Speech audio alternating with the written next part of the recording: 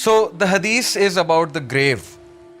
قبر کے بارے میں ظاہر ہے کہ بات کرنا ہمیں پسند نہیں ہے کیونکہ لوگ کہتے ہیں کہ ڈر لگتا ہے یا بس ویسے ہی بورنگ بات ہے. بٹ پرافٹ صلی اللہ علیہ وسلم سیڈ کہ موت کو کثرت سے یاد کرو. اس کی وجہ یہ ہے کہ انسان جب موت کو بھول جاتا ہے، جو کہ ایک بہت بڑی حقیقت ہے، ایک اٹل حقیقت ہے، سب مانتے ہیں، ایون کوئی ایتھیسٹ بھی ہو وہ بھی یہ مانتا ہے کہ وی ہیو ٹو ڈائی. سو اسلام ہمیں بتاتا ہے کہ جب ہماری موت ہوتی ہے تو کیا ہوتا ہے ہمارے ساتھ، روح کے ساتھ کیا ہوتا ہے، قبر میں کیا ہوتا ہے. تو قبر کے حوالے سے انشاءاللہ ایک حدیث میں آپ سب سے شیئر کرتا ہوں. پرافٹ صلی اللہ علیہ وسلم سیڈ، بہت لمبی حدیث ہے لیکن میں آپ کو وہ بتاؤں گا جو بیسیکلی کرکس ہے اس حدیث کا. اذا دخل المیت القبر، جب میت کو قبر میں لے جایا جاتا ہے، یعنی جب روح آسمانوں پہ جاتی ہے، اللہ تعالیٰ سے ملتی ہے. یہ حدیث میں آتا ہے کہ 7 آسمان چڑھتی ہے روح، پھر اللہ تعالیٰ تک لے جایا جاتا ہے، یعنی اللہ کو دیکھتی نہیں ہے لیکن اللہ کی پریزنس میں پیش کیا جاتا ہے. اور اللہ اگر اس سے راضی ہے تو اللہ کہتے ہیں اس کو لے جاؤ، میں اس سے راضی ہوں. اگر اللہ ناخوش ہے، راضی نہیں ہے، تو پھر کہتے ہیں کہ تھرو ہم، اس کو پھینک دو یہاں سے، اور پھر اونچائی سے اس کو پھینکا جاتا ہے روح کو قبر تک. تو جب میت کو قبر میں لایا جاتا ہے، یعنی اب اس کے سوال جواب شروع ہونے والے ہیں. مسلت الشمس عند غروبها، تو قبر میں اس کو میت کو سورج غروب ہوتا دکھایا جاتا ہے. جیسے عصر کے ٹائم پہ نہیں آپ نے دیکھا سورج جب غروب ہو رہا ہوتا ہے ایک دم خیال آتا ہے کہ نماز پڑھنی ہے. فَيَجْلِسُ يَمْسَحُ عَيْنَيْهِ، تو وہ اپنی آنکھیں ملتا ہے. جیسے ہم سو کر اٹھتے ہیں نا اپنی آنکھیں ملتے ہیں، تو وہ اپنی آنکھیں ملتا ہے اور دیکھتا ہے کہ سورج غروب ہو رہا ہے. وَيَقُولُ، تو وہ کہتا ہے دعونی اصلی، کہ مجھے نماز پڑھنے دو، عصر کا وقت جا رہا ہے، مجھے نماز پڑھنے دو. تو فرشتے مسکرا کر کہتے ہیں کہ وہ ٹائم ختم ہو چکا ہے، نماز کا ٹائم اب ختم ہے، اب نماز نہیں پڑھنی، اب حساب کتاب ہوگا. تو اسکالرز یہ حدیث کوٹ کر کے یہ کہتے ہیں کہ دیکھیں دس شوز کہ اس بندے کی پریفرنس کیا تھی، اس کی فکر کیا تھی جب وہ دنیا میں تھا. سورج غروب ہوتے ہی اسے پہلا خیال یہ آیا ہے کہ میری نماز نہ رہ جائے، کہیں عصر کی نماز نہ رہ جائے تو میں عصر کی نماز پڑھ لوں، اس کے بعد بات چیت کرتے ہیں. یعنی اس کا کانشیس ابھی تک نماز کے اندر ہے. اور یہ چیز بہت سے میڈیکل ڈاکٹرز بتاتے ہیں. میں ایک لیکچر سن رہا تھا ایک اسکالر کا، انہوں نے بڑی زبردست بات کی. انہوں نے کہا کہ میں نے بہت سے ڈاکٹرز کو لیکچرز دیے ہیں، ڈاکٹرز میری محفل میں آتے ہیں، تو ڈاکٹرز نے مجھے خود بتایا ہے کہ جو لاسٹ کانشیسنیس میں بندے کی چیز ہوتی ہے نا، جو اس نے سب سے زیادہ دنیا میں کی ہوتی ہے، ڈیتھ کے ٹائم پہ وہی چیز نکلتی ہے. اور واللہ اس نے خود بتایا، ڈاکٹرز نے خود بتایا کہ کچھ جو مریض ہوتے ہیں وہ گانے گا رہے ہوتے ہیں، یعنی at the time of death گانوں کے لیرکس نکل رہے ہوتے ہیں.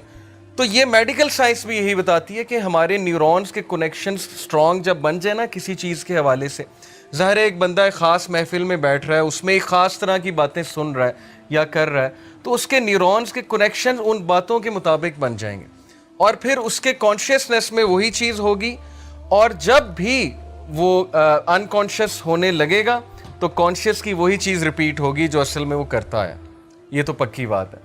تو یہ وہ شخص ہے جس نے نماز کو بہت فوقیت دی دنیا کی زندگی میں، اور اس کی فکر ہی یہ تھی کہ میری نماز نہ نکل جائے، نماز نہ نکل جائے.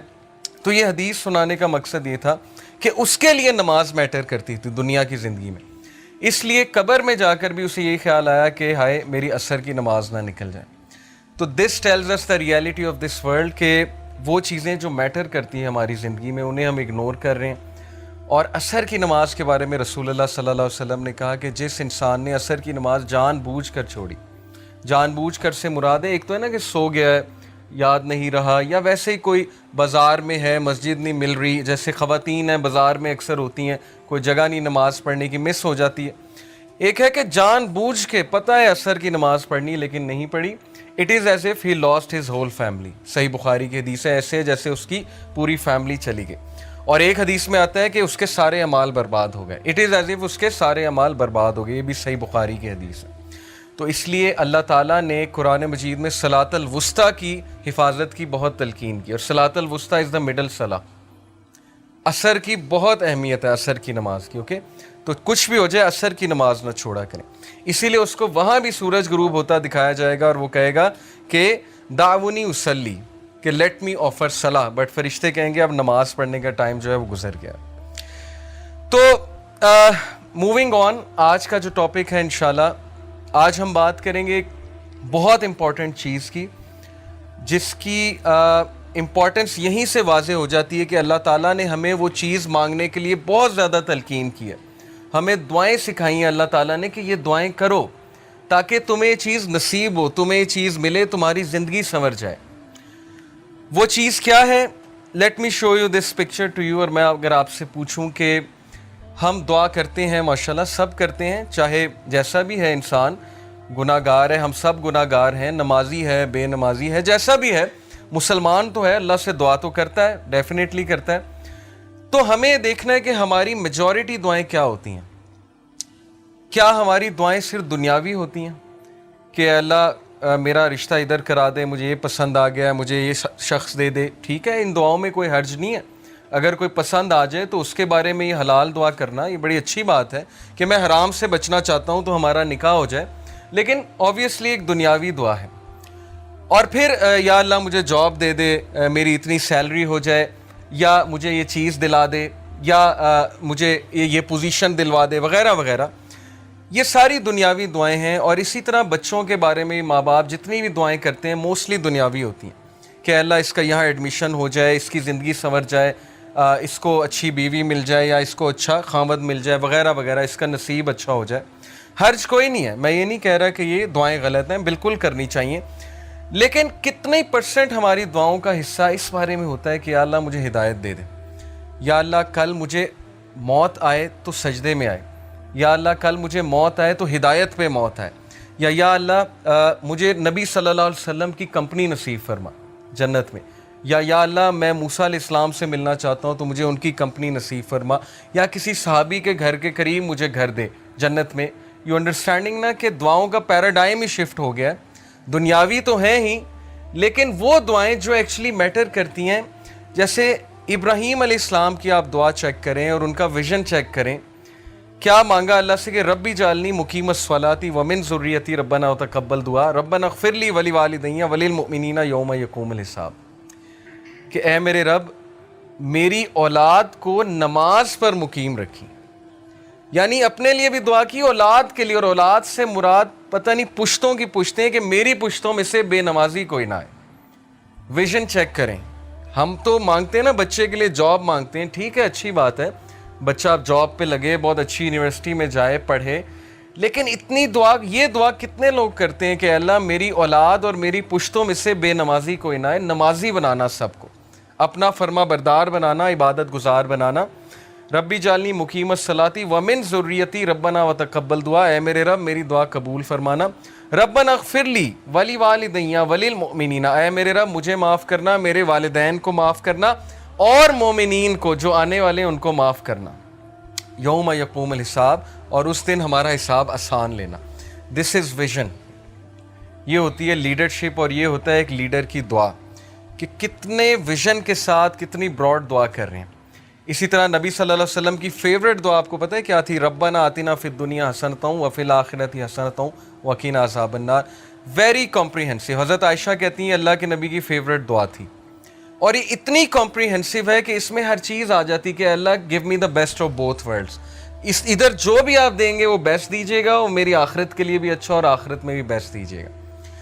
تو دعاؤں کا نا تھوڑا سا پیراڈائم شفٹ کیجیے.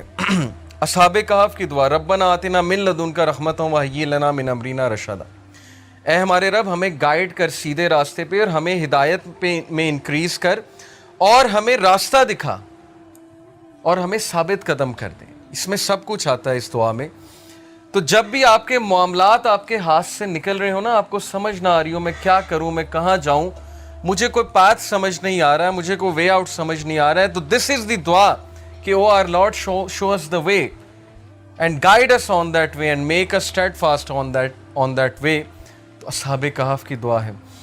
اس طرح بہت سے انبیاء کی دعا آپ کو نظر آئے گی جس میں آپ کو ویژن نظر آئے گا. موسیٰ علیہ السلام کی دعا، مٹیریلسٹک چیزیں نہیں مانگی ہیں. فرعون سے مقابلہ کرنے جا رہے ہیں، آرمی مانگ سکتے تھے, ویپنز مانگ سکتے تھے, لیکن کہا ربی اشرح لی صدری, اے میرے رب میرا سینہ کھول دے, یعنی مجھے کانفیڈنس دے, مجھے وہ ویژن دے کہ میں چیزوں کو بہت کلیئرلی دیکھ سکوں, شرح صدر دے, ویسر لی امری, اور میرے ٹاسک میں ایز کریٹ کر. ہم اللہ سے کتنی دعا کرتے ہیں کہ اللہ میں پروجیکٹ کرنے جا رہا ہوں, میں یہ چیز کرنے جا رہا ہوں, میں سفر پہ جا رہا ہوں, میرے لیے ایز کریٹ کر, یا اے اللہ میں خاندانی جو ہے وہ معاملہ نبھانے جا رہا ہوں, میرے لیے ایز کریٹ کر, یا میں جاب کا انٹرویو دینے جا رہا ہوں, میرے لیے ایز کریٹ کر, میرے لیے بہتری فرما اس میں. وَاحْلُلْ عُقْدَةً مِّن لِّسَانِي يَفْقَهُوا قَوْلِي, اور میری زبان کی گرہ کھول دے, اس میں جو لکنت ہے اس کو کھول دے, اور تاکہ میں تیرے دین کی بات کر سکوں. یفقہوا قولی, میں بہت اچھے سے بات کر سکوں. وَاجْعَل لِّی وَزِیرًا مِّنْ أَہْلِی ہارون اخی, اور مین پاور مانگی, ریسورسز نہیں مانگے کہ پیسے دے دیں, فوج دے دیں, کہا بس ایک بندہ دے دیں, ایک مخلص ساتھی دے دیں جو میری نبوت میں شریک ہو, ہارون میرا بھائی. اسپیسیفک ہو کے دعا کی. تو ہم نے یہ دیکھنا ہے کہ ہم کیا دعاز کر رہے ہیں, کیا ہم ہدایت مانگ رہے ہیں اللہ تعالیٰ سے, کیا ہم اللہ تعالیٰ سے توفیق مانگ رہے ہیں. کیونکہ عمر رضی اللہ عنہ نے کہا تھا کہ مجھے یہ ڈر نہیں ہے کہ میری دعا قبول ہوگی کہ نہیں, مجھے یہ ڈر ہے کہ مجھے دعا کی توفیق بھی ہوگی کہ نہیں. یہ بہت بڑی بات ہے کہ میں دعا بھی کروں گا کہ نہیں کروں گا, اصل بات یہ ہے.